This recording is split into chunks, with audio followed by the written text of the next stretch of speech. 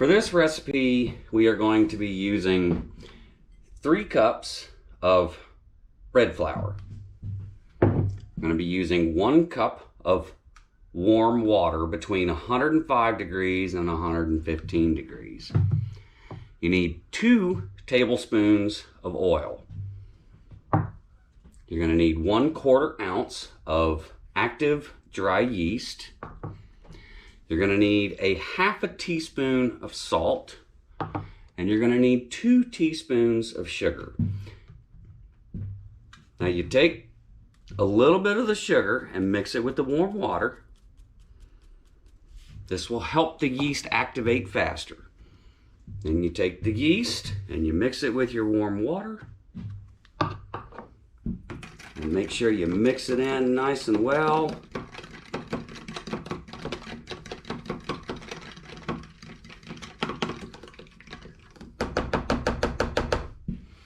And we're going to set this over here on the oven, which we will preheat to 400 degrees and let it start doing its thing. Then we're going to take the sugar, the rest of the sugar, the salt, and the oil, and the egg. And we're going to whisk that together while we're waiting on the yeast to rise.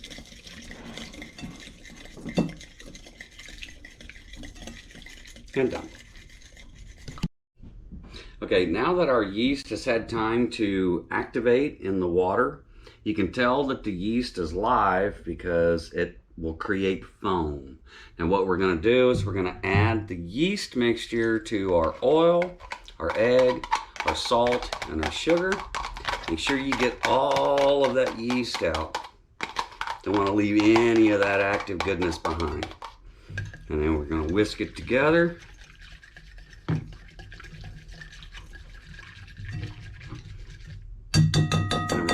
Whisk aside, and we're going to add our flour,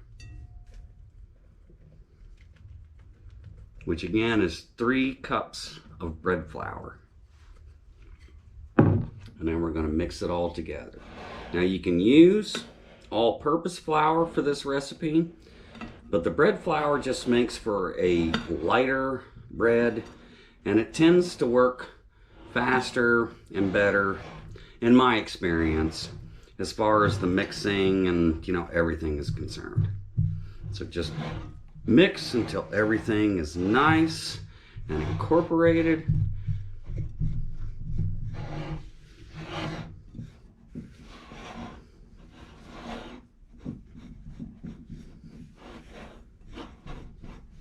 And if it seems a little dry at first, don't worry about that, because everything will come together once it's been given a chance to sit and rise.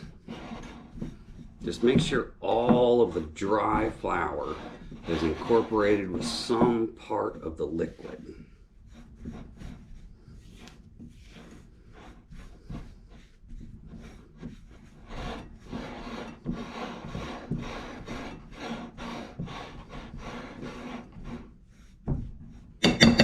Once it's all mixed in,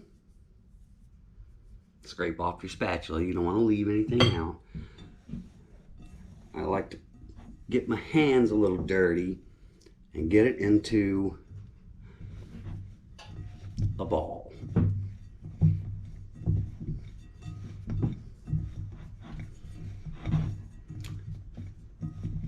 Doing it by hand also gives you a little less kneading at the end. Okay, see? We got somewhat of a small ball. Now, to keep a crust from forming, we want to take a little bit of cooking spray and just coat the top. And what we're going to do is we're going to take a dishcloth and we're going to put on top of it. You can use plastic wrap or whatnot. Just make sure that it's a loose fit so that if the bread rises up past it, it doesn't stick to it. And then we're going to put it in a warm place for an hour.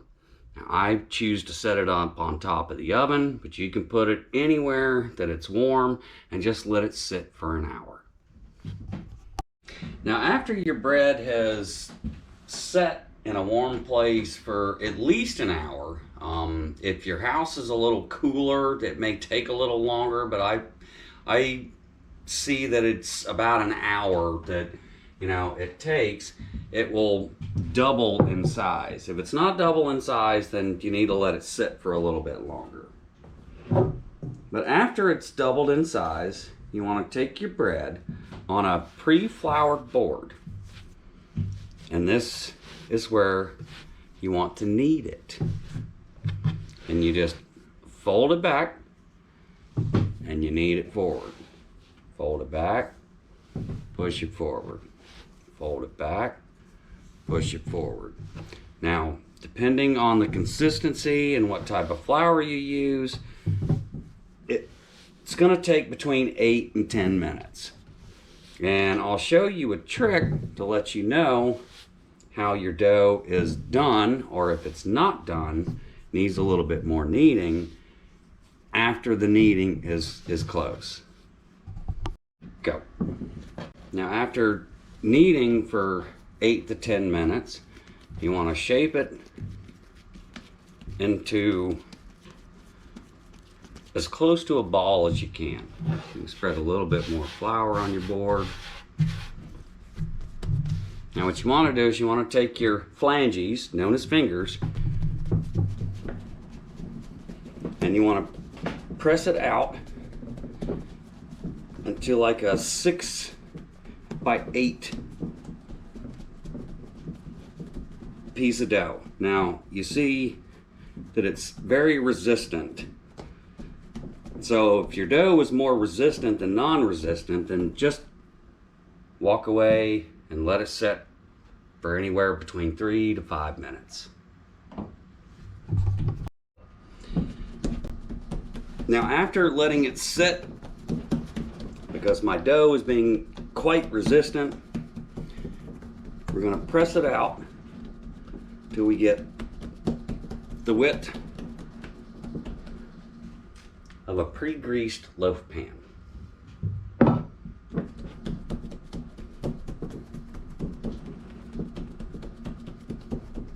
And that looks pretty good. So now the next step is you're going to take your dough and you're just going to roll the dough. Doesn't have to be super tight, but you're going to roll the dough like you're making a burrito. But you're not going to tuck the ends just yet. Okay, see, we got a nice roll, and you're going to want to take your ends and fold them in.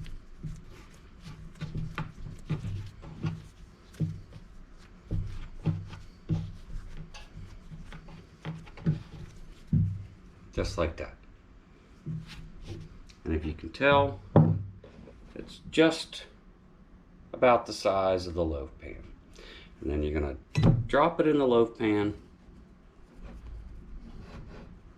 and you're going to let it sit in that same warm place where you let the original dough rise for at least another hour, give or take a few minutes depending on how warm your space is.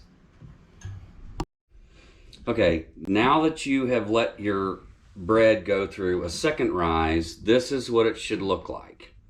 Now, there's nothing else you need to do except put it in a preheated oven at 400 degrees for 20 minutes. Now, being as I'm cooking in a wood shop and through a convection oven, I bake it for 10 minutes. I set it, and then I turn it, and then I bake it for another 10 minutes.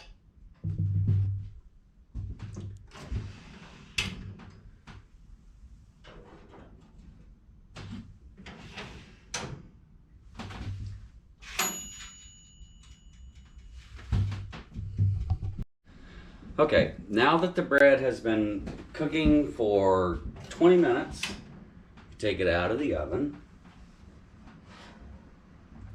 and And look at that. Nice and golden brown. And then what we're gonna do, while it's still hot, you take a stick of butter and you want to run it over the crust. And this will help soften that crispy crust up on top. And it gives it a really nice golden color. Oh yeah, lots of butter. Okay. Okay, now that our bread has rested for about 10 minutes, look how nice and shiny and beautiful that looks. You hear that? I wanted to cut it, that way you can see what it looks like on the inside. So here we go.